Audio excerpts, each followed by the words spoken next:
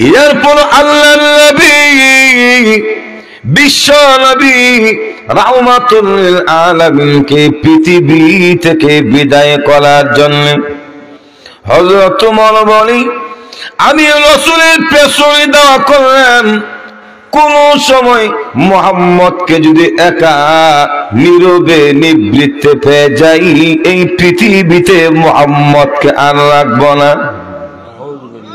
আসতে বলে নাউজুবিল্লাহ, নাউজুবিল্লাহ কয়েন। কারণ মুহাম্মদকে পৃথিবী থেকে বিদায় করলে এই পৃথিবীতে আর কোরআন থাকবে না, কোরআন তেলাওয়াত করার মতো মানুষ সমাজে খুঁজে পাওয়া যাবে না।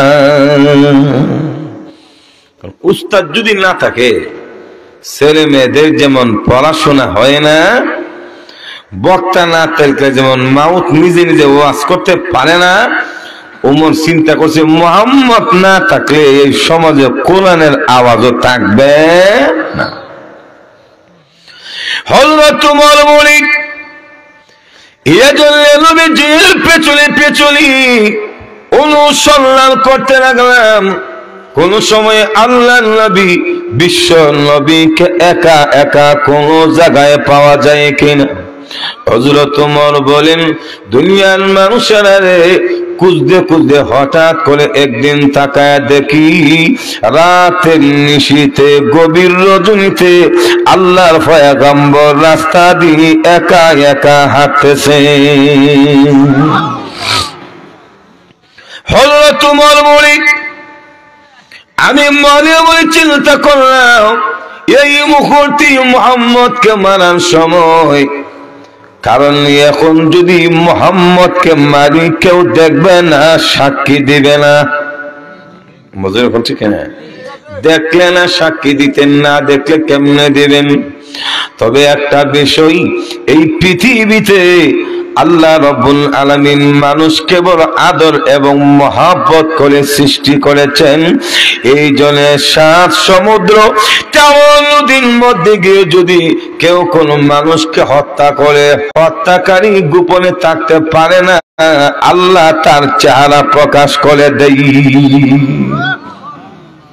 মাইরে দেখেন, ফলে থাকতে পারবেন না।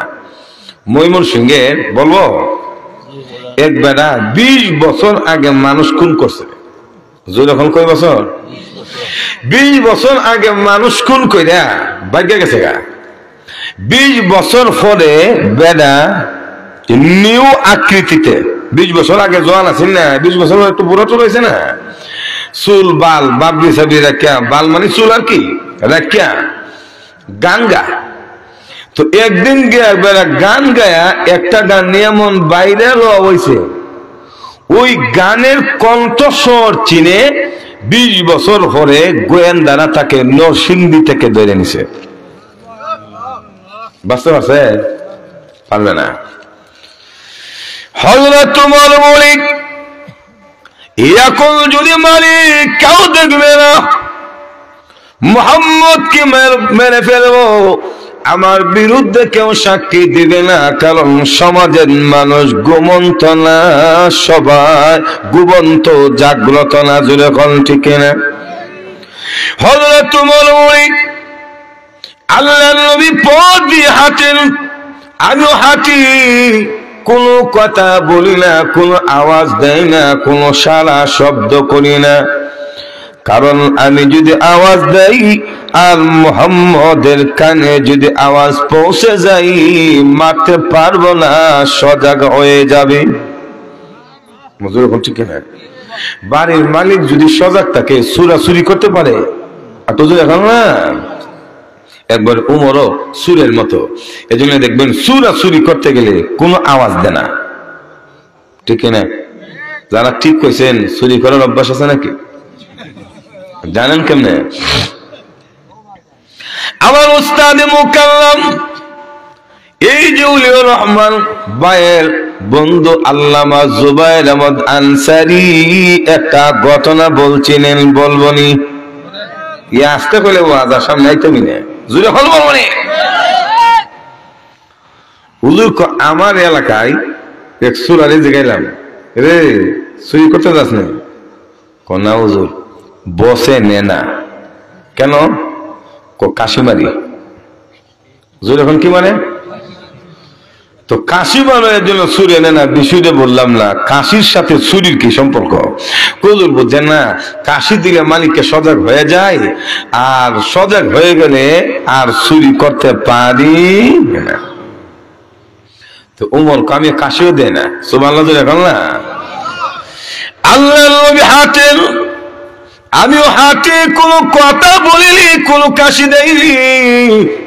হাঁটতে হাঁটতে হঠাৎ করে আমি তাকায়া দেখি আল্লাহ নবী কাবার সামনে পৌঁছে কাবার চত্বরে দাঁড়াইয়া তাহাজ্জুদের নামাজ শুরু করে দিয়েছে। তাহাজ্জুদ হযরত ওমর বলি, আমিও কোনো কথা না বলি কাবার দেওয়ালের পেছনে গিয়া লুকায়া গেলাম। দেখি মুহাম্মদ নামাজের ভেতরে কি করে। হযরত ওমর বলেন, পৃথিবীর মানুষেরা রে, আমি কাবার দেওয়াল পেছন থেকে কান লাগায়া শুনতে পেরেছি আল্লাহর নবী নামাজের ভিতরে গুনগুন সুরে কি যেন তেলাওয়াত শুরু করেছে। নামাজের ভিতরে কি এবিসিডি পড়ে? ক ক গ গ কি পড়ে?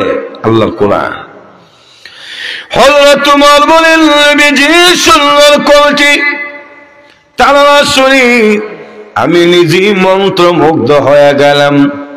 রাসূলের সুরের মর্ষ নাই, আমি মারব দূরের কথা, আল্লাহর নবীর সুন্দর তেলাওয়াত শুনে মারার কথাই যেন আমি ভুলে গেলাম। এই কোরআন, সুবহানাল্লাহ। মন দিয়ে শুনবেন, আপনার অন্তরে যদি ভূমিকম্প না হয়, চোখ দিয়ে যদি পানি না আসে, হ্যাঁ আল্লাহু আকবার, কোরআনের একটা আসর আছে। যখন ঠিক কিনা? হযরত ওমর বলেন, নবীজি কোনটি কোরআন তেলাওয়াত শুনি মনে মনে তখন আমি ভাবতেছিলাম, সমাজের মানুষেরা যে বলে মুহাম্মদ একজন কবি, তাহলে তো আসলে বোঝা যায় তিনি একজন কবি। তবে হ্যাঁ, কবি হইল তিনি ছোট খাটো কোনো কবি হবে না, বড় ধরনের কোন কবি। কারণ আমি ওমরের জিন্দেগিতে কত কবির কবিতা শুনেছি, কত বক্তার বক্তৃতা শুনেছি। আল্লাহর কসম, মুহাম্মদের মতো এত সাহিত্যিক পূর্ণ কবিতা আমি কোন কবির জবান থেকে শুনিনি। কারণ কোরআন তো হলো সাহিত্যিকতার ভান্ডার। ঠিক না? যত গ্রামার বলেন, যত ব্যাকরণ বলেন, যত ডিকশনারি বলেন, যত লুগাত বলেন, সব কোরআনের নিচে। হযরত ওমর বলেন, আল্লাহর নবীর সুন্নাত তেলাওয়াত শুনি মনে মনে কবি বলেছি, মুখ দিয়ে আওয়াজ দিয়ে আমি কবি বলি নাই, কেবল মাত্র মনে মনে বলেছি। মনে মনে আমি যখন মনে মনে কবি বলেছি, এমনি কান লাগায় শুনতে পারলাম আল্লাহর নবী নামাজের ভেতর থেকে আমার কথাটুকু বুঝতে পেরে তেলাওয়াতের মাধ্যমে জবাব দিলেন, ওমর আমি মুহাম্মদ কোন কবি না। কথাটা মন দিয়ে শুনলেন, এর বুঝার বিষয়। আমি যদি আপনাদেরকে বলি এটা মনে হয় লন্ডন, আপনারা বলবেন না না না এটা লন্ডন না, আপনি ভুল বলছেন, এটা সারখাই না, মনে লন্ডনই মনে আপনার আওয়াজে বোঝা যায়। ঠিক না? কিন্তু আমি মনে মনে লন্ডন বললাম না শ্রীলঙ্কা বললাম, এটা তো বুঝতেন না। মনে মনে কি আপনারা ভালো করতেছি না খারাপ করতেছি বুঝেন, কিন্তু মুখ দিয়ে বলে বুঝেন। তো ওমর বলে, আমি তো মনে মনে কবি বলছি। সুবহানাল্লাহ। এখন যদি কাবার দেওয়ালের পেছন থেকে বলতাম মুহাম্মদ আপনি কবি, তো রাসূল বলতো আমি কবি না। হুজুর এখন ঠিক না? কিন্তু আমি তো মনে মনে কবি বলছি। যখন মনে মনে কবি বলছে, রাসূল তখন নামাজের ভেতর থেকে জবাব দিতে শুরু করেছেন। আল্লাহু আকবার। إن نقول لقول رسول كريم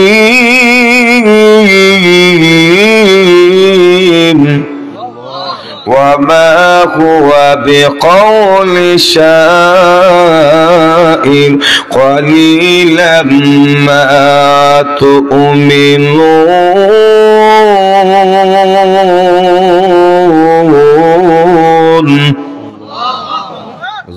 আল্লাহু আকবার। আল্লাহর নবী বলেন ইন্নাহু নিশ্চয়ই ইহা মানে কিহা রাসূল যা তেলাওয়াত করেন ইহা লা কাউলু রাসূলিন কারীম সম্মানিত রাসূলের কথা ওয়া মা হুয়া বিকাউলি শাইর হে ওমর মুহাম্মদ সাল্লাল্লাহু আলাইহি ওয়াসাল্লাম তিনি কুবিলা কলিলাম মা তুমিনুন এই কথা তোমরা সকলে বিশ্বাস করো না।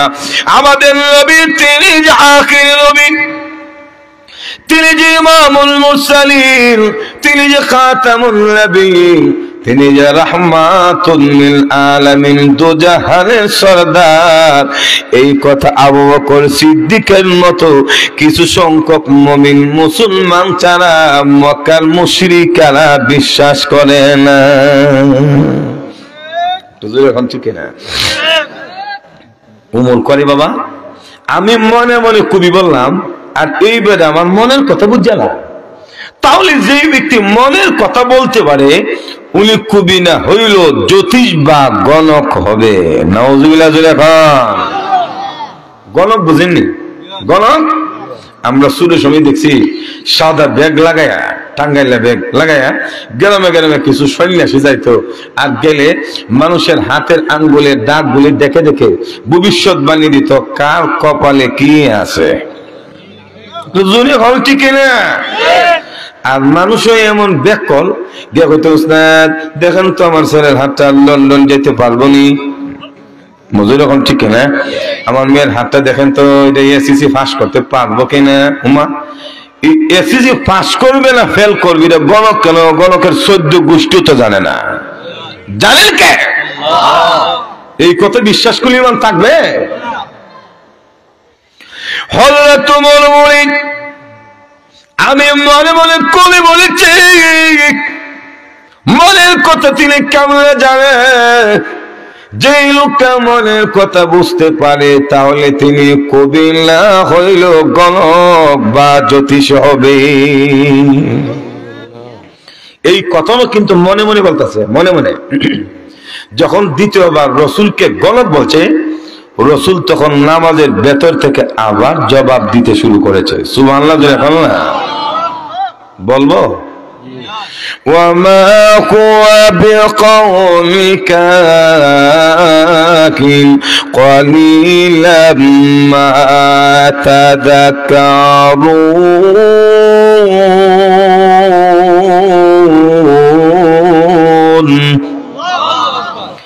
আল্লাহ নবী বলেন وما هو بقول كاهن মুহাম্মদ সাল্লাল্লাহু আলাইহি ওয়াসাল্লাম তিনি গণক না। কলিলাম মা তাযাক্কারুন এই কথা তোমরা সকলে অনুধাবন করতে পারো না। সুবহানাল্লাহ জোরে বলো না। হযরত তোমার বলে বিষয় কি? প্রথমে মনে মনে কবি বলেছি, তিনি জবাব দিলেন তিনি কবি না। দ্বিতীয়বার মনে মনে গণক বলেছি, আমার মনের কথাটা দ্বিতীয়বার বুঝে বললেন তিনি গণক না। তাহলে তিনি কে গো? কি তেলাওয়াত করেন? গণক না কবিও না, তাহলে তিনি কে? সুবহানাল্লাহ বল না, বুঝেন না?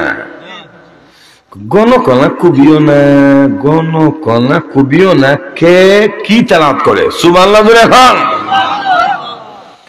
যখন মনে মনে কে রসুল তখন কে উত্তর দে বলবো একটু জোরে এখন তানজিলুম মির রাব্বিল আলামিন।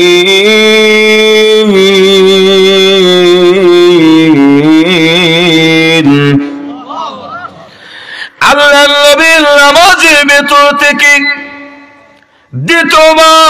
তৃতীয়বার জবাব দিলেন, হে উমর, আমি গণকনা কবিওয়ালা, আমি যা তেলাওয়াত করি তানজিলুম মির রাব্বিল আলামিন, সমগ্র জগতের প্রতিপালক মহান আল্লাহর পক্ষ থেকে নাজিলকৃত আল্লাহর কোরআন তেলাওয়াত করি। একটু জোরে বলুন সুবহানাল্লাহ। হযরত উমর বলেন, ও পৃথিবীর মানুষেরা, গিয়েছিলাম আল্লাহর নবী বিশ্ব নবী কি পৃথিবী থেকে বিদায় করে কোরআন রাখব না? না, ওই দিন আল্লাহর নবীর জবান থেকে কোরআন তেলাওয়াত শোনার পরে আমি ওমরের অন্তরে কালেমা পড়ে মুসলমান হওয়ার মনোভাব জন্ম হয়ে গেছে।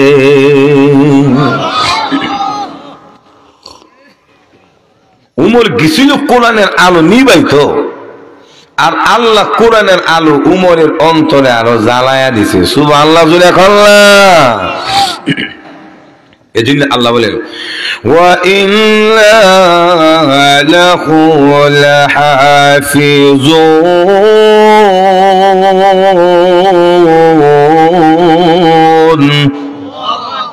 কোরআন নাজিল করেছে আমি, এই কোরআনের হেফাজতের দায়িত্ব নিয়েছে আমি। আল্লাহ কোরআনের দায়িত্ব নেওয়ার কারণে এই আলো জ্বলছে, জ্বলবে। কোরআনের আলো নিবানো কারো দ্বারা সম্ভব হবে না, হতে পারে না। যাই নিবাইতে আসবে তাদের সত্য গোষ্ঠী নিবে যাবে, যে হল ঠিক না।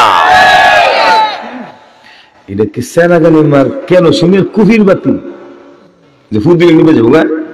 তো এখন না একটা মজার ঘটনা মনে পড়ছে, বলবো? কোরআনের আলো যে নিবাইতে পারবে না, কোরআন যে ধ্বংস করতে পারবে না, এটা সহজে বুঝবেন। দুইজন ব্যক্তির মধ্যে বন্ধুত্ব করছে, একজনের বাড়ি গ্রামে, আরেকজনের বাড়ি শহরে। তো গ্রামের মানুষ কিন্তু একটা সাদা সিধা হয়ে থাকে, যখন ঠিক না, এ তো পলিটিক্স বোঝে না। আর শহরের মানুষ আপনার জায়গা দাঁড়ায়া বিচ্ছাত হয়ে যাবো গা, ঠিক না? তো একদিন শহরের বন্ধু গ্রামের বন্ধুরা দাওয়াত দিয়েছে বাসায়। তো দাওয়াত দেয় নিয়ে খাবার টাবার খাওয়াইয়া একবারে আদর আপ্যায়ন যথেষ্ট করছে, কইরা রাত্রে গল্প টল্প করে যখন ঘুমানোর সময় হয়েছে, তখন পার্সোনাল আলাদা একটা রুমের মধ্যে গ্রামের বন্ধুরা ঢুকায়া বলতেছে, বন্ধু এই রুমে আজকে তুমি ঘুমাও, ইনশাআল্লাহ সকাল বেলা দেখা হবে। কথা বুঝছেন না? তবে ঘুমানোর আগে বিদ্যুতের লাইটটা একটু নিবাইয়া ঘুমায়। তার কারণ শহরের মানুষ বিদ্যুৎ, গ্যাস এবং পানির খুব হিসাব করে। বিদ্যুৎ যদি মালিকের আওতায় থাকে আর পানি যদি মালিকের আওতায় থাকে, আর আপনি বেশি খরচ করেন, এমনি পরের মাসে নোটিশ দেবে, ও বা আর আমার বাসার টাকার দরকার নাই, অন্য বাসা দেখো। বুঝলেন ঠিক না? তো ঠিক আছে, বন্ধু বন্ধু রুমে, উনি ওনার রুমে। তো এই বেড়া হইল এমন গ্রাম্য সহজ সরল মানুষ, বিদ্যুতের লাইট কেমনে নিবাই বেড়ার সিস্টেম জানা নাই। একবারে সাদা সিধা। কিছু সাদা সিধা মানুষ আছে না, এখনো দেখবেন কিছু সাদা সিধা মানুষ 100 টাকা নোট দিলে বুঝে না, কিন্তু 5 টাকা 20 টাকার 5টা নোট দিলে বুঝে। আপনি দেখেন, বিশ্বাস না করলে অনেক সাদা সিধা আছে, মারামারি লেগে যাবো গা। যদি আপনি 20 টাকার 5টা নোট নিয়ে 100 টাকার নোট দেন, সিগলি শুরু করবো, আমার একটা, তুমি আমার 5টা নিছো, একটা দিলা কেন? মজুরি ঠিক না? তো উনি ঘুমানোর আগে বিদ্যুতের লাইট তো নিবাইতে হবে, কেমনি নিবাইবে সিস্টেম জানে না। এজন্য ভাবছে ওনার কেরোসিনের বাতির যেমনি ফু দিলে নিবে, এটা মনে হয় এমনি ফুক দিলেই ফ্লোরে দাঁড়ায়া স্বল্প শক্তি ব্যয় করে হওয়াইতেছে। নিবনি না? আপনারা মনে পারবেন নিবাইতে? নিবে না। আরে বুঝছি, মনে হয় আমার ফুকটা দিয়ে আর লাগে না, এজন্য টেবিলের উপরে দাঁড়াইছে, টেবিলের উপরে দাঁড়ায় ফোয়াইতেছে। নিবনি? এর পরে নিবে না। তখন টেবিলের উপরে একটা চেয়ার রেখে চেয়ারে দাঁড়ায় ফোয়াইতেছে। নিবনি? যতই ফুক দে লাইট তো নিবে না। এদিক দিয়ে উনি যে চেয়ারে দাঁড়াইছে ওনার মাথাটা কিন্তু একবার ছাদের কাছাকাছি গেছে যায়, মজুর এখন ঠিক না? তো এক রুম থেকে আরেক রুমে ভেন্টিলেটর ছিদ্র আসেনি, মজুর এখন আছে না নাই? তো উনি যে ফুক দিতেছে এক একটা ফুক কুবরা সাপের মতো বন্ধুর কানি গিয়ে লাগতেছে।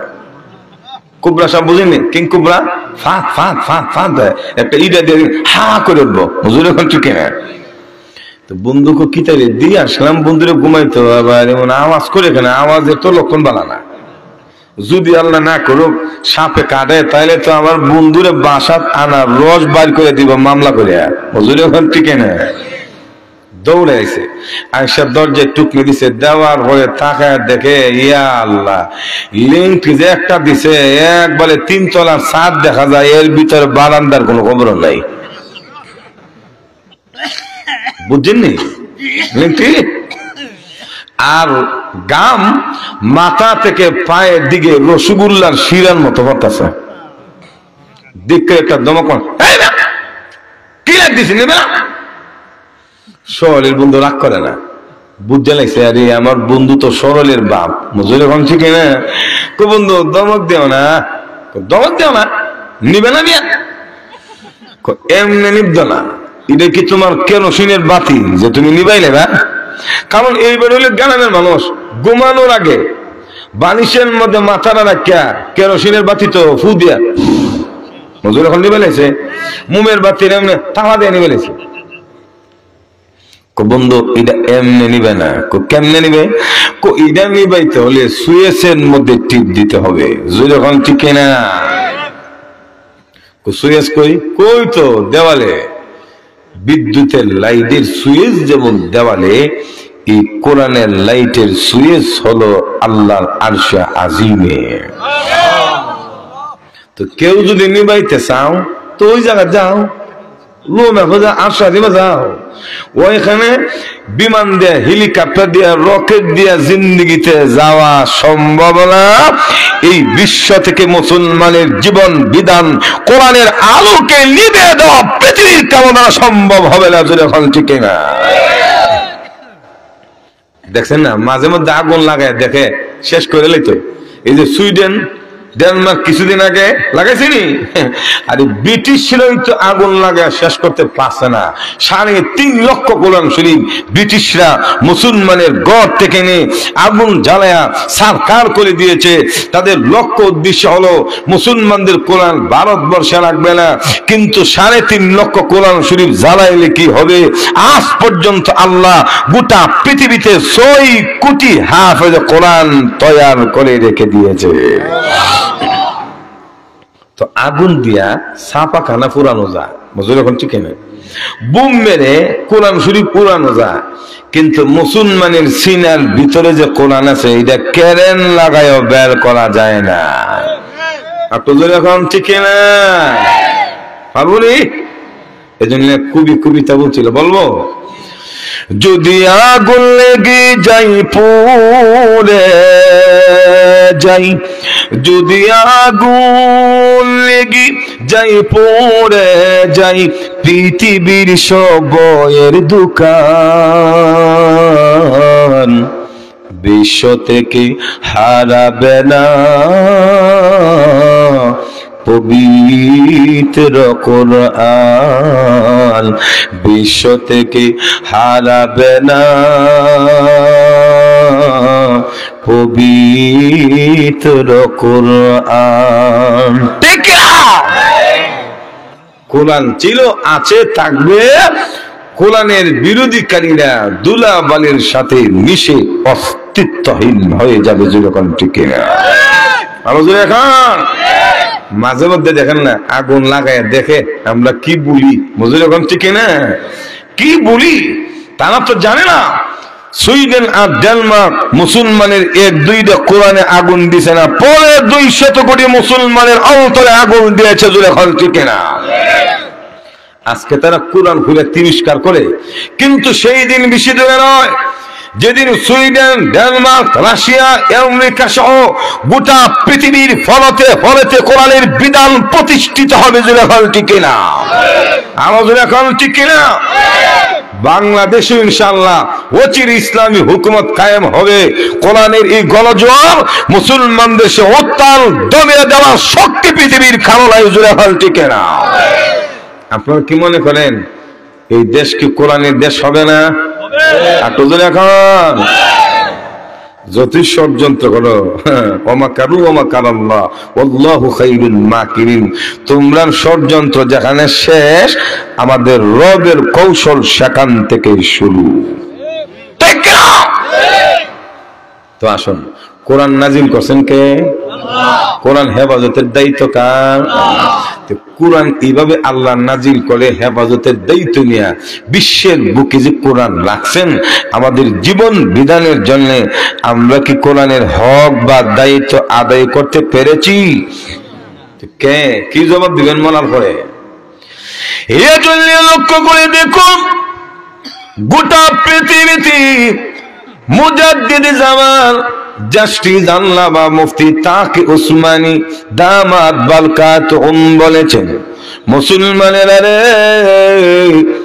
আল্লাহর কোরআন তোমাদের জীবন বিধান। এই কোরআনের হক বা দায়িত্ব যদি আদায় করতে চাও, তাহলে 3 পদ্ধতিতে আমল করা অভ্যস্ত হয়ে যাও। যেরকম কোন পদ্ধতিতে? 1 নম্বর হলো, আল্লামা তাকি উসমানী বলেন, প্রত্যেকটা মুসলমান আল্লাহর কোরআন সুখী শুদ্ধ ভাবে তেলাওয়াত জানতে হবে। এখন বলেন, এতক্ষণ আলোচনার নির্যাস বা মূল কথার দিকে আমি যাচ্ছি। আমরা এখানে যারা আছি ওয়াজ তো জীবনে অনেক শুনছি, শুনতেছি, এখন না, কিন্তু বলেন না যে কোরআনের তাফসীর শুনেন, কোরআন কি শুদ্ধ করে সবাই পড়তে পারেন? ইংরেজি পড়তে পারেন? এরকম ঠিক না, পারেন না? পারে, ইংরেজি পড়তে পারে, গান গাইতে জানে, হিন্দি ভাষায় বক্তৃতা দিতে জানে, কিন্তু আল্লাহর কোরআন মুসলমান পড়তে জানে না। মরতেন না? মরার পরে যদি আল্লাহ জিগাই, এ সারকায় সাফা এলাকার মুসলমানেরা জবাব দাও, তোমরা কি আমার কোরআন শিখছি নাকি? যদি বলেন না শিখে নাই, কি অবস্থাটা হবে? তাহলে চলে আসুন প্রথম নম্বর আমল, প্রত্যেককে মুসলমান সুখী শুদ্ধ ভাবে আল্লাহর কোরআন তেলাওয়াত শিখতে হবে। কেন জানেননি? কোরআন যদি শুদ্ধ না হয় গো, কোরআন পড়লে কোরআন বদদুয়া দেয়। আল্লাহ রসুল বলেছেন, রুব্বা তালিল কোরআন ওয়াল কোরআনু ইয়ালআনু। কোরআন শরীফের এমন কিছু কোরআন তেলাওয়াতকারী আছে, কোরআন উল্টা তাদেরকে বদদুয়া দিতে থাকে। কেন? আপনার নামটা যদি আমি ব্যঙ্গ করে ডাকি, আপনার যেমন কষ্ট হবে, অভিশাপ দিবেন। আল্লাহর কোরআনও অশুদ্ধভাবে পড়লে কোরআন অভিশাপ দিতে থাকে। সহজ কথা। আমাকে যদি বলেন কাফায়াতুল্লাহ আল মাহদি, আমি বলবো মাশাআল্লাহ, বেটা যে শিক্ষিত, নামটা সুন্দর করে কইছে, হুজুর এখন ঠিক কিনা? আর যদি বলেন কাফায়াতুল্লাহ, আমি কই নষ্ট করে নষ্ট, তোর মাথা নষ্ট, হুজুর এখন ঠিক কিনা? তাহলে কোরআন শরীফ শুদ্ধ করে শিক্ষা করতে হবে। কোরআন যদি আমরা শুদ্ধ করে শিখি, আল্লাহ নবী বলেন একটা অক্ষরের বিনিময়ে 10টা নেকি আল্লাহ দান করে দিবে। মান ক্বারাআল কুরআনা হারফান ফালাহু আশরু হাসানাত। যে ব্যক্তি কোরআনের একটা অক্ষর তেলাওয়াত করবে, আল্লাহ রাসূল বলেন তার আমলনামায় 10টা নেকি আল্লাহ দান করবেন। তাহলে একটু চিন্তা করুন, আমাদের রব কত বড় দয়ালু, আল্লাহ কত বড় রহমান, কত বড় দয়ালু। একটা আমল করলে, একটা অক্ষর তেলাওয়াত করলে 10টা সওয়াব আল্লাহ দান করেন। কিন্তু এই পৃথিবীতে এমন কোন মালিক আছেনি একদিনের কাজ করলে 10 দিনের বেতন দিবেন? তো জোরে হোক না, সরকার আসেনি 10 দিনে একদিনের কামলা নেওয়ার হলে যদি একটু লাঞ্চের সময় যে রেস্ট করে লই, সিগারেটটা খাই লই, সিগারেটটা সিগারেট খাইতে কমল কিতে জুন নাই, মজুরি এখন ঠিক না, বেতন কাটছে না কে দিব? দুনিয়ার মালিক কেবল একদিনের কাজের জন্য 10 দিনের বেতন নেয় না। ডিউটি পালন করতে যদি ভুল করে তখন বেতন কেটে রেখে দেয়। কিন্তু আমাদের রব এত বড় দয়ালু, একটি অক্ষর তেলাওয়াত করলে আল্লাহ মহা দয়ালু, আল্লাহ আমাদেরকে 10টা সওয়াব দান করে দেয়। এত বড় দয়ালু রব পাওয়ার পরও আমরা ইবাদত করতে, কোরআন পড়তে মন চায় না, মজুরি এখন ঠিক না। তাহলে আসল প্রথম নম্বর আমল, প্রত্যেকটা মানুষ শুদ্ধ করে আল্লাহর কোরআন শিখতে হবে। জোরে বল ঠিক না? শিখবেন কই গিয়া শিখবেন, কোথায় শিখবেন? জগন্নাথ ভার্সিটিতে গেলে শিক্ষা দিয়ে দিব ভালো করে। ইডেন কলেজে ওই ইডেন যে বিডেন মেরে দেয়, মজুরি এখন ঠিক না। এই পৃথিবীতে আল্লাহর কোরআন শিক্ষা, ইসলাম শিক্ষা করার যতবার কাজ আছে সবগুলির মধ্যে সেরা হলো এই দেশের কওমি মাদ্রাসা। সুবাহি মাকতব আর মাদ্রাসা থেকে শিক্ষা করে নেবেন। আর বিশুদ্ধভাবে ইসলাম বুঝতে হলে কওমি মাদ্রাসা, উলামায়ে দেওবন্দ, উলামায়ে তাবলিগি ছাড়া আল্লাহর কসম কোন প্রতিষ্ঠান থেকে এত শুদ্ধ পাবেন না। বেজার আছে যখন ঠিক না, একটাই জাতি আহলে সুন্নাত ওয়াল জামাত, রাসূলের 1500 বছরের আগের দিন পূর্ণাঙ্গরূপে সঠিক ব্যাখ্যা দিয়ে এই দেশে প্রতিষ্ঠিত করার স্বপ্ন যারা লালন করে তারা হলো উলামায়ে দেওবন্দ, উলামায়ে কওমে। জুড়ে হল ঠিক না? বুঝলেন ঠিক কিতা বুঝে কইছি না? বুঝা জুড়ে হল ঠিক না? তাহলে চলে আসুন, প্রথম নম্বর আমল কোরআন শিখতে হবে। 2 নম্বর আমল হলো বেশি বেশি করে কোরআন তেলাওয়াত করতে হবে। করেননি সারাদিনে তো 1 পৃষ্ঠ করেন না, মজুরি এখন ঠিক না? মোবাইল টিকি দেখেন, ফেসবুক টিকি চালান, টেলিভিশনের রিমোট টিকি প্রত্যেক দিন হাতে ওঠে, কিন্তু কোরআনের পাতা ওঠে না। যখন মহিলারা পর্যন্ত পড়ে না। আগে দেখতাম আমরা মা চাষিরা সকালবেলা ঘুম থেকে উঠে হজরের নামাজ পড়ে হাড়ি পাতিল মাজার আগেই কোরআন শরীফ তেলাওয়াত করত, গুনগুন গুনগুন গুনগুন সুরে পুরা মহল্লা প্রকম্পিত হয়ে যেত। আর এখনের ম্যাডামরা যে আরাম ফাডা দিয়া শিল দিয়া বারণ লাগে না, বেলান্ডের বাইরে দেয়, যখন ঠিক না? এরপর কোরআন পড়ে না, হাতের মধ্যে ডান হাতে ব্রাশ আর বাম হাতে রিমোট টিপে সিরিয়াল।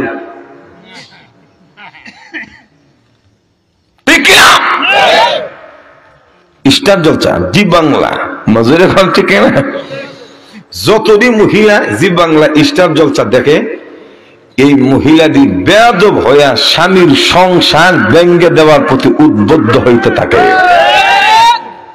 কি শিক্ষা দেয় ওখানে? শিক্ষা দেয় জামাই রে কেমনে বক্ত করুন যা, স্বামীর মানে আরেক বেলার সাথে কেমনে ফরকিয়া করুন যা, মজুর এখন ঠিক না? শ্বশুর শাশুড়ির কাছ থেকে কেমনে দূরে যা আকাম কুকাম সবই মধ্যে শিক্ষা দেয়, ভালো কিছু শিক্ষা দেয় না। জোরে হল ঠিক না?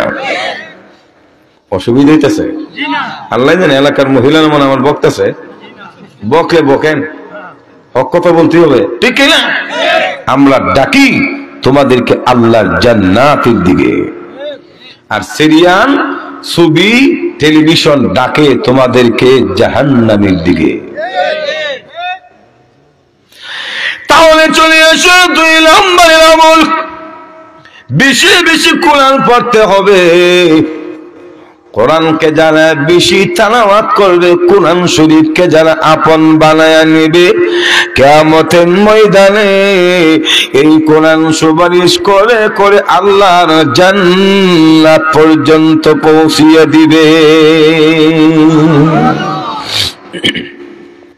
রাসূল বলছেন সুপারিশ করবে। সুবহানাল্লাহ জোরে এখন না। শুধু তাই নয়, আল্লাহর নবী বলেন ইউকালু লিসাহিবিল কুরআন ইকরা ওয়ারতাকি ওয়ারাত্তিল কামা কুনতা তুরাত্তিল ফিদ দুনিয়া ফাইন্না মানজিলাকা ইনদা আখির আয়াতিন তাকরাউহা। আল্লাহর রাসূল বলেন উম্মতেরা রে, দুনিয়াতে যারা বেশি বেশি কোরআন শরীফ পড়বে সাহেবে কোরআন হয়ে যাবে। কিয়ামতের ময়দানে আল্লাহ রাব্বুল আলামিনের পক্ষ থেকে ঘোষণা দেওয়া হবে ইকালু লিসাহিবিল কুরআন ইকরা, হে কোরআন ওয়ালারা পড়ো কোরআন শরীফ। সুবহানাল্লাহ জোরে বল না। ওয়াত্তাকি ওয়ানাতিল কামা কুনতা তুলাতিল ফিদ দুনিয়া, তারতিলের সাথে পড়ো, যেমন দুনিয়াতে কোরআন পড়তা, কোরআন শরীফ পড়ো, আর আল্লাহর জান্নাতের সিঁড়ি দিয়া উপরে উঠতে থাকো। নবীজি বলেন ফাইল্লা মানজিলাকা ইনদা আখির আয়াতিন তাকরাউহা, যেখানে তোমার কোরআন পড়া শেষ হবে সেখানে তোমার বাসস্থানের জায়গা হবে। কোরআন শরীফে 6666 আয়াত আছে, বুঝলেন এখন ঠিক না?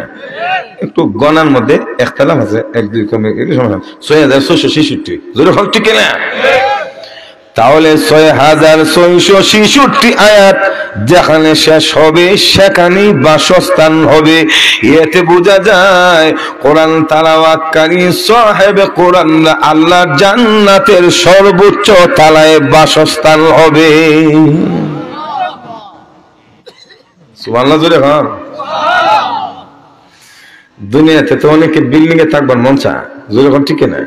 কিন্তু থাকতে পারে না, বিশেষ করে হুজুররা, ইমাম সাহেব, মসজিদ সাহেব, খাদেম সাহেব, কারণ যে বেতন আপনারা দেন, হ্যাঁ আল্লাহ, সিমেন্ট কিনবার টাকাও না, জোরে হন ঠিক না? দুনিয়াতে মন চা না, আমরা একটা পাজারো নিয়ে ঘুরি, মন চা, জোরে হন ঠিক না? একটা বাড়ি বানাই লন্ডন ইলানের মতো, কিন্তু টাকা কম, বেতন যে 5000 দিন, তো বন্যা হতে বিলের দাম না, জোরে হন ঠিক না? দুনিয়ার জীবনে বেতন কম হওয়ার কারণে বিল্ডিং এ ঘুমাইতে পারে না, টাইলস লাগাইতে পারে না, তাই গ্লাস আর মার্বেল লাগাইতে পারে না। কিন্তু কোরআনের সাথে সম্পর্ক থাকার কারণে কিয়ামতের ময়দানে ওই কম বেতনওয়ালা কোরআনওয়ালারা জান্নাতের সর্বোচ্চ জায়গায় তাদের বাসস্থান বানানো হবে। দুনিয়ার মানুষ মেয়া সাবরুল্লাহ ঠগাইলো, আল্লাহ জিতাই দিব, এখন ঠিক কিনা? শ্রোতায়েরা, নবীজি বলেন মানুষ জাআহুল মাউত ওয়া হুয়া ইয়াতলুবুল ইলমা লিইহইয়া বিহিল ইসলাম ফাবাইনাহু ওয়া বাইনান নাবিয়্যিনা দারাজাতুন ওয়াহিদাতুন ফিল জান্নাহ। সুবহানাল্লাহ জোরে গান। আল্লাহর নবী বলেন আল্লাহ দিল জিল্লা করার জন্য, ইসলাম উজ্জীবিত করার জন্য যারা মরণ পর্যন্ত এলেম শিখে,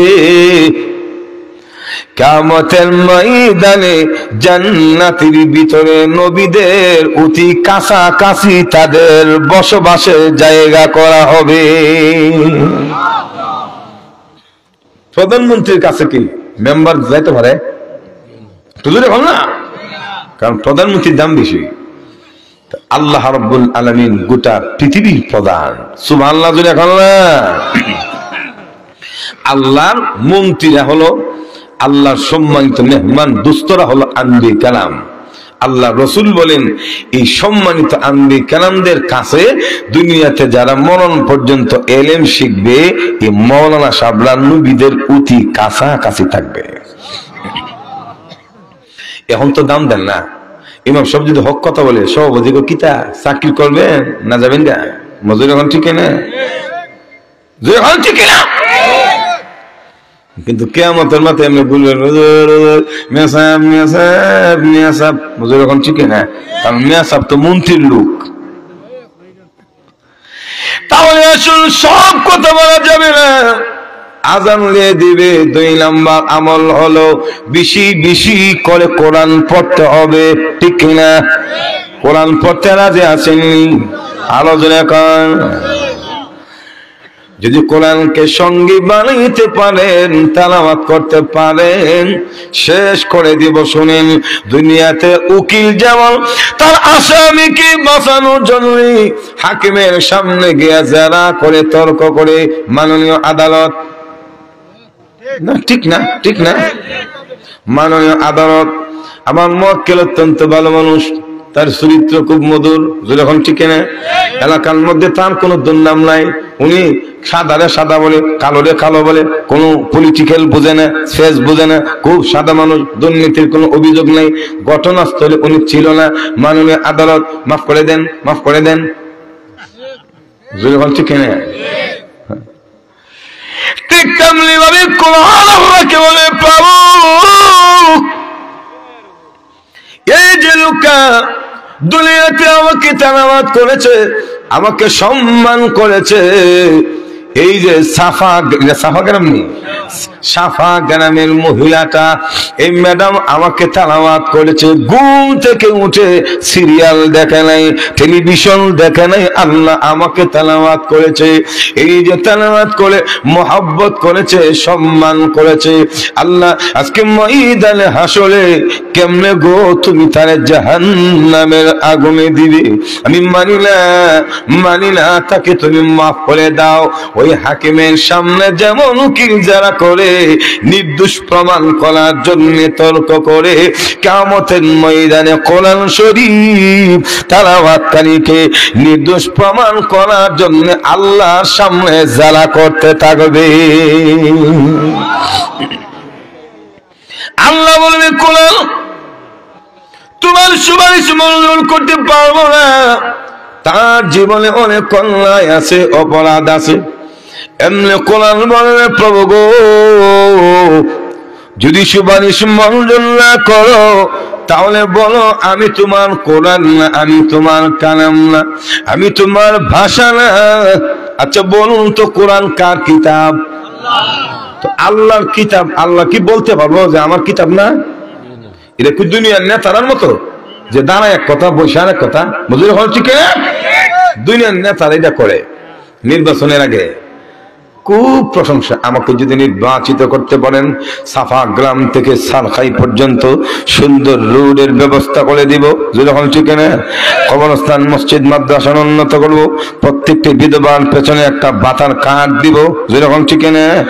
এবার প্রথমে মনে করেন মঞ্জুরি করার জন্য গ্যাস ঘুষ দিয়া প্রথমে করে ফাঁস, নির্বাচনের পরে 1.5 লম্বা বাস। কিন্তু আল্লাহ কি বলছে বলবো? ইন্নাল্লাহা লা ইউখলিফুল মিআদ,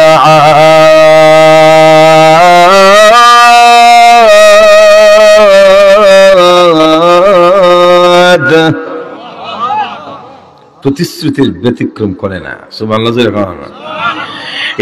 আল্লাহ বললেন কোরআন তোমাকে অস্বীকার করার মতো কোন সুযোগ নাই।